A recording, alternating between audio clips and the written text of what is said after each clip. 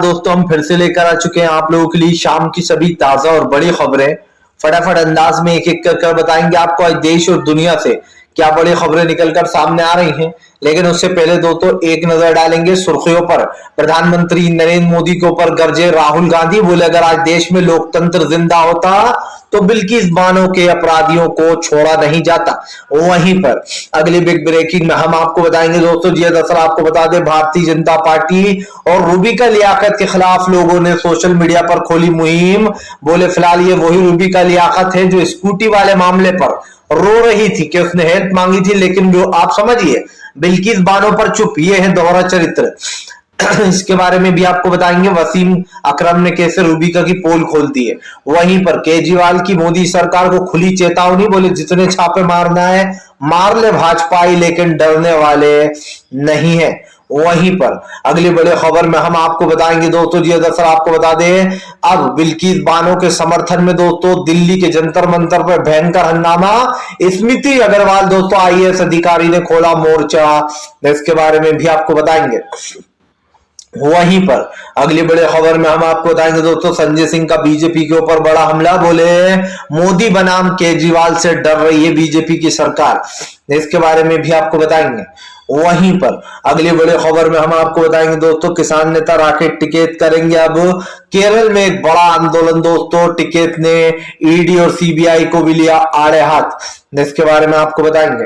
वहीं पर अगली बड़ी खबर में हम आपको बताएंगे दोस्तों, जी दरअसल आपको बता दे अफजल अंसारी की संपत्ति, जी 12 करोड़ की संपत्ति को जब्त कर लिया गया है, इसके बारे में भी आपको विस्तार से बताएंगे। कैसे जो है यहाँ पर मुख्तार अंसारी के बेटे पर शिकंजा कसा है। तो सारी खबरें दोस्तों फटाफट अंदाज में देंगे, एक एक कर देंगे। फिलहाल सर चलिए बढ़ते हैं सबसे पहली और सबसे बड़ी खबर की ओर।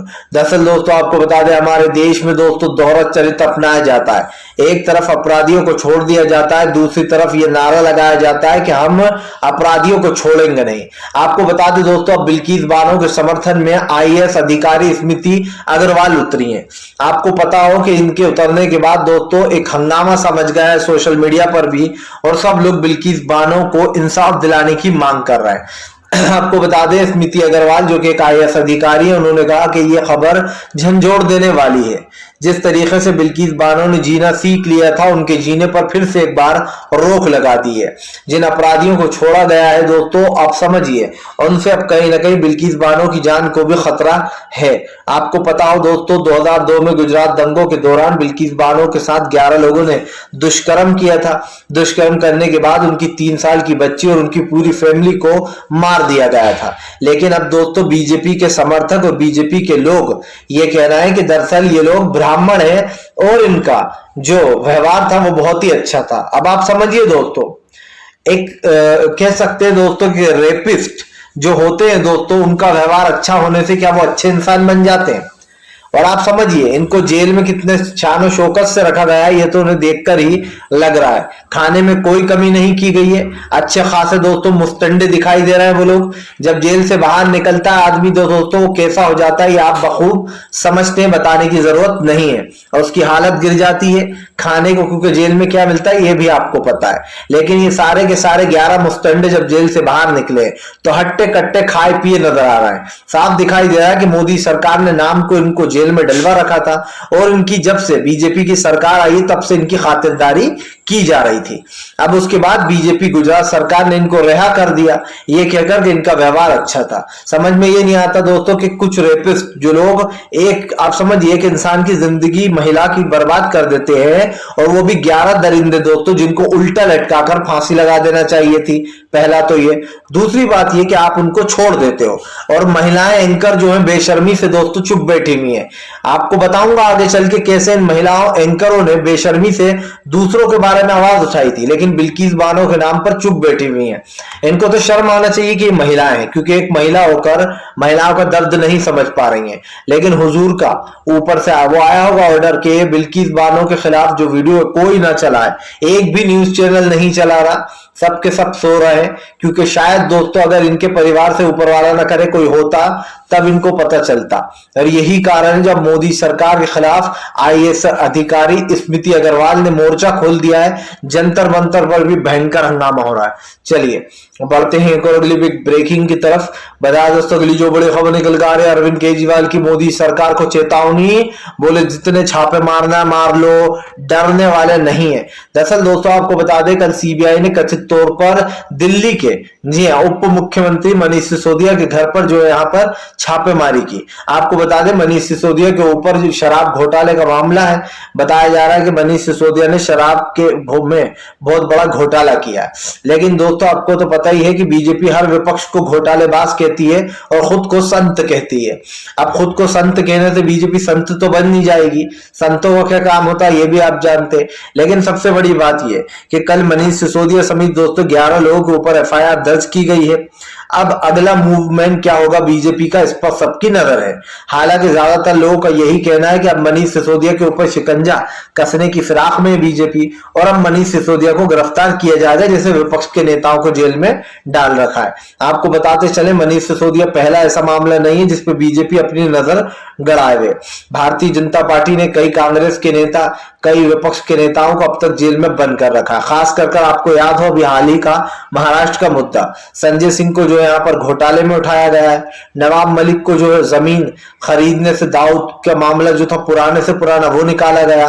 दरअसल बीजेपी उन लोगों से डरती है जो लोग बीजेपी के खिलाफ आवाज उठाते हैं। आपको पता हो कि संजय रावत जो कि शिवसेना के अभी हाल ही में जेल में है, लेकिन इससे पहले वो एक पत्रकार हुआ करते थे और बड़े ही दमदार पत्रकार हुआ करते थे। लेकिन सबसे बड़ा सवाल यह है कि संजय रावत बीजेपी के खिलाफ आए दिन हमला बोलते थे, वो बीजेपी के खिलाफ रोज बयानबाजी करते थे, तो यही कारण है जो संजय सिंह अब जेल में बंद है। और आपको पता हो कि आम आदमी पार्टी जो कि बीजेपी के खिलाफ, बीजेपी के लिए दोस्तों आप समझिए नाक की नकेल बन चुकी है, क्योंकि मोदी बनाम केजरीवाल हो रहा है। और इस बात को झुटलाया भी नहीं जा सकता दोस्तों कि केजरीवाल की जो प्रशंसा है या फिर केजरीवाल की जो पॉपुलैरिटी है दोस्तों बड़ी ही जबरदस्त तरीके से बढ़ती चली जा रही है। अरविंद केजरीवाल की पॉपुलैरिटी जिस तरीके से बढ़ रही है उसे देखकर मोदी सरकार डरी हुई है। दरअसल पंजाब और दिल्ली पहले अरविंद केजरीवाल हथिया चुके हैं, ऐसे में बीजेपी को डर लग रहा है कि कहीं अरविंद केजरीवाल ने दोस्तों उनसे गुजरात भी छीन लिया तो अरविंद केजरीवाल एक ऐसी पार्टी बन जाएगी जो बीजेपी का सामना आराम से कर पाएगी। हालांकि ये हम जानते हैं कि पीएम के लिए दोस्तों अभी अरविंद केजरीवाल इतने मजबूत नहीं है, लेकिन ये कहना भी गलत नहीं होगा दोस्तों कि इन 2 सालों में काफी कुछ बदल सकता है। अगर अरविंद केजरीवाल ने 2-3 राज्य और जीत लिए तो फिर ये मुकाबला पॉसिबल है और इन दोनों के बीच में हो सकता है, क्योंकि जाहिर सी बात है एमपीज की संख्या बढ़ जाएगी। लेकिन इस बात को भी झुटलाया नहीं जा सकता है कि कांग्रेस से बड़ी पार्टी इस वक्त देश में कोई सी नहीं है जो मोदी सरकार को हराने का दम रखती है, और यही कारण है जो प्रधानमंत्री नरेंद्र मोदी को डर लग रहा है। चलिए बढ़ते हैं एक और अगली बिग ब्रेकिंग की तरफ। बता दोस्तों रूबिका लियाकत का दोहरा चरित्र आया सामने। ये वही रूबिका लियाकत है जो निर्भया पर रो रही थी, और जो हैदराबाद में मामला हुआ था दोस्तों स्कूटी गर्ल का, जिसने लिफ्ट मांगी थी और उस बेचारी के साथ दुष्कर्म कर दिया गया था और फिर मार दिया गया था। आपको याद है वो वीडियो? दरअसल आपको बता दें रूबिका लियाकत का एक वीडियो वसीम अकरम जो है उन्होंने साझा किया यानी कि शेयर किया, और वसीम अकरम ने ये जो वीडियो शेयर किया इसमें रूबिका लियाकत रोती हुई नजर आ रही है। और वो कौन से मामले पर बात कर रही हैं दोस्तों? वो जो हैदराबाद में स्कूटी गर्ल थी जिस बेचारी की स्कूटी बिगड़ गई थी हाईवे पर, जिसने बाकायदा लिफ्ट मांगी थी और उसके बाद उस लड़की का के साथ दुष्कर्म किया गया था और उसके बाद उसको मार भी दिया गया था कुछ लोगों द्वारा। उस वीडियो पर रो रही है। लेकिन दोस्तों आप समझिए आज बिल्किस बानो जो कि दोस्तों जिसको इंसाफ बड़ी मुश्किल से मिला था वो भी थोड़ा बहुत ही, लेकिन अब उस इंसाफ को भी उनसे छीन लिया गया है। जिस बिल्किस बानो ने दोस्तों थोड़ा बहुत जीना सीख लिया था इस माहौल के साथ, उस बिल्किस बानो पर दोस्तों अब क्या बीत रही होगी शायद आप और हम नहीं समझ सकते हैं, क्योंकि चाहे इंसान कितना ही कह दे कि मुझे पता है आपको क्या बीत रही होगी, कोई नहीं समझ सकता। जिसका दर्द होता है वही समझ पाता है। अब मामला ये उठाया है दोस्तों लोगों ने कि रूबिका लियाकत जो कि अपने आप को महान बताती थी आज बिल्किस बानो पर क्यों चुप है, क्यों बिल्किस बानो पर कोई डिबेट नहीं हो रही, क्यों दोस्तों मोदी सरकार को आप समझिए बचाया जा रहा है। आप देखिए जितने भी बड़े चैनल है चुपचाप बैठे, चाहे वो आज तक हो, एबीपी न्यूज हो दोस्तों, न्यूज नेशन हो, जो रिपब्लिक भारत हो, नेशन हो, हजारों चैनल, न्यूज 24 हो, जो कि बड़ी बड़ी बातें करते हैं कि हम सच्ची खबरें दिखाते हैं। कोई दोस्तों बिल्किस बानो पर डिबेट नहीं कर रहा, सिर्फ एनडीटीवी के अलावा सिर्फ एक एनडीटीवी ऐसा चैनल है जो बिल्किस बानो का मुद्दा अभी उठा रहा है। लेकिन दोस्तों समझ में वही बात आती है कि रूबिका लियाकत के लिए जो वसीम अकरम ने वीडियो शेयर किया, उसमें वो लिखते हैं, क्यों रूबिका लियाकत जी, क्या वो आपका नाटक था ना? क्योंकि अगर वो सही होता तो आज आप बिल्किस बानो के पर चुप नहीं बैठती। जाहिर सी बात है दोस्तों, रूबिका लियाकत जैसे लोग चाटुकार होते हैं। ये महिलाओं के नाम पर आप समझ लीजिए क्या है, क्योंकि एक महिला होकर दूसरी महिला की पीड़ा नहीं समझ रही है, ना डिबेट कर रही हैं। दरअसल दोस्तों ये सब के सब चैनल मोदी के गुलाम बन चुके हैं। मोदी सरकार जिस तरफ मोड़ने की बात करते हैं, ये लोग उसी तरफ मुड़ जाते हैं। जाहिर सी बात है, हमारे देश की मीडिया बेसिकली दोस्तों पूरी तरीके से नंगी हो चुकी है। इस बात पे कहने में कोई शर्म नहीं है कि हमारे देश की मीडिया नंगी हो गई है विदेशों के सामने, और साफ दिखाई दे रहा है कि मीडिया अपना काम नहीं कर रही है। क्यों नहीं कर रही है दोस्तों? क्योंकि मीडिया को सरकार के ऑर्डर मिले हुए हैं कि आपको सिर्फ उतना ही बताना है जितना हम कहेंगे, उतनी ही न्यूज चलाना है जो हम कहेंगे, सिर्फ सरकार की तरफदारी करना है, सरकार की तारीफें करना है और विपक्ष की न्यूज उठाना है, विपक्ष को बदनाम करना है। अगर विपक्ष कुछ करता है, सरकार गिराता है, तो विपक्ष को घेर लो। लेकिन अगर बीजेपी सरकार गिराती है तो उसका पूरी तरीके से जो है यहाँ पर दोस्तों स्वागत करो। क्योंकि आपने देखा अभी कैसे पूरे चैनलों पर बस नीतीश बिहार तेजस्वी यही चल रहा है कि नीतीश फिर पलटी मार दी। अरे भैया, जब बीजेपी के साथ गए थे तब तो तुम लोग मुंह में दही जमा कर बैठे थे, तब तुमसे कहते नहीं बना कि नीतीश ने पलटी मार दी। लेकिन जब नीतीश ने देश के भले के लिए कुछ काम किया है, जब नीतीश ने देश के बारे में सोचकर या फिर खुद के बारे में सोचकर कोई डिसीजन लिया, तो तुम लोग को मिर्ची लग रही है। दरअसल तुम लोग बीजेपी के चाटुकार बन चुके हो, वो चाटुकार जिनके ऊपर एक ऐसा तोहमत लग चुकी है कि ऐसा दोस्तों कैसे कलंक लग चुका है कि मीडिया आज से 100 साल बाद भी बदनाम रहेगी। चलिए बढ़ते हैं एक और अगली बिग ब्रेकिंग की तरफ।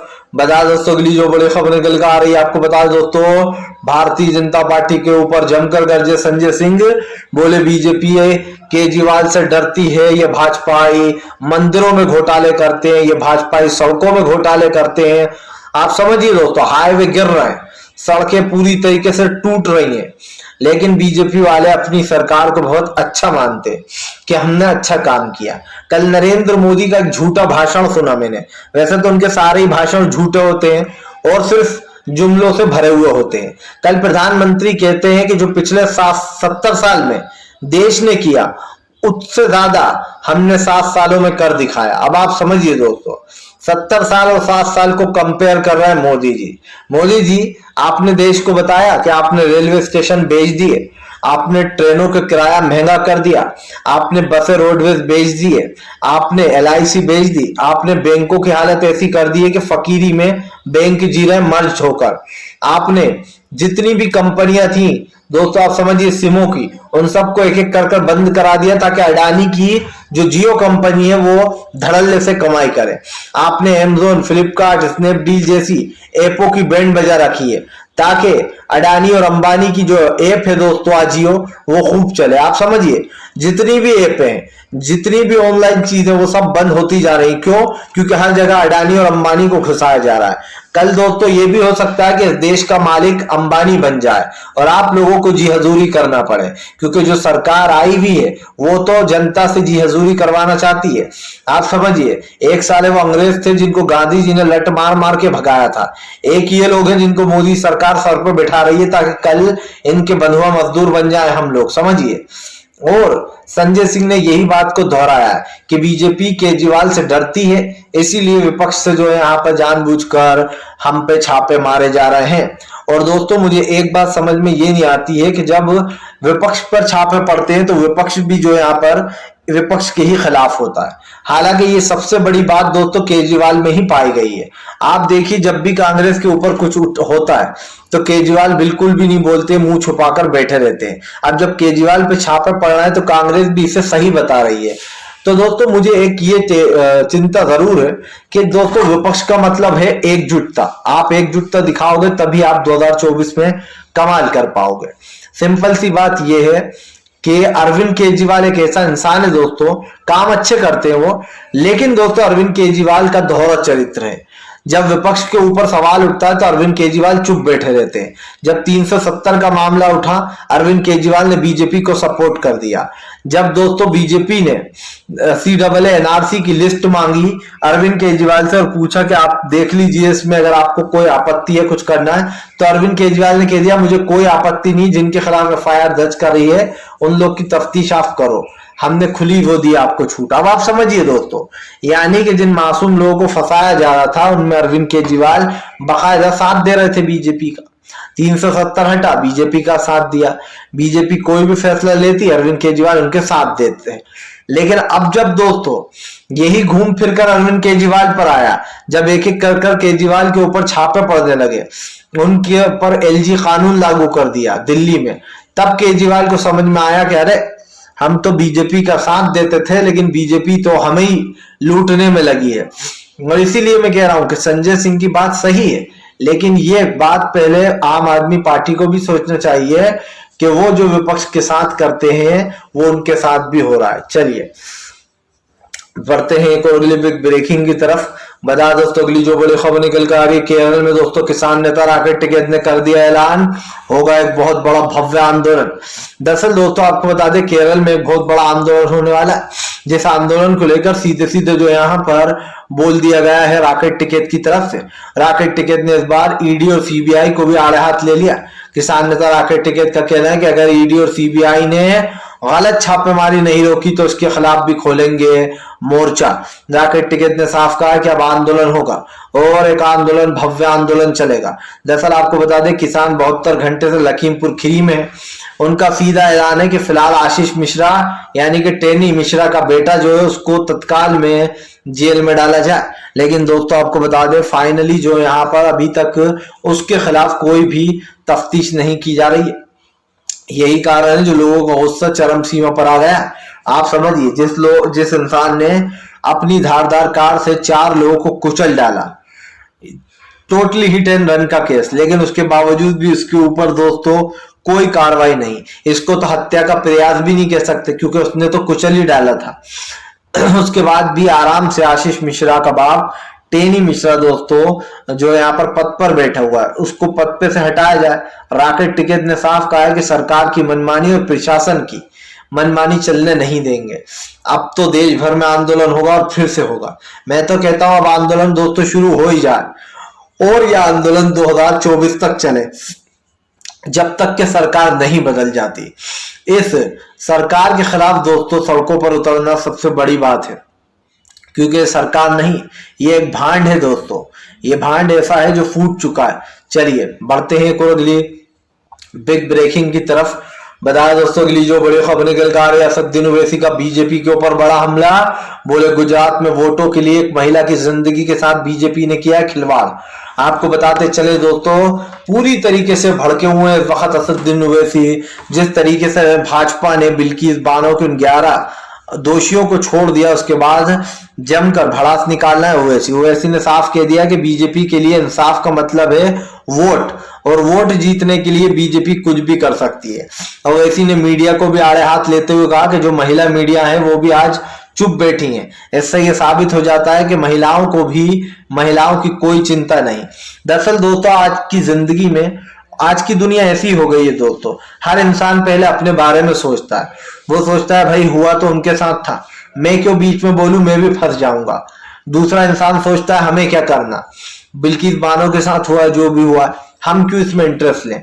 और यही कारण दोस्तों जो पत्रकार तो अपना काम सही से कर नहीं रहा है, लेकिन आम जनता में बेचारे कुछ लोग ऐसे हैं दोस्तों जो देश को चला रहे हैं, और वो सबसे ज्यादा गरीब ही होते हैं दोस्तों जो देश का उद्धार करते हैं।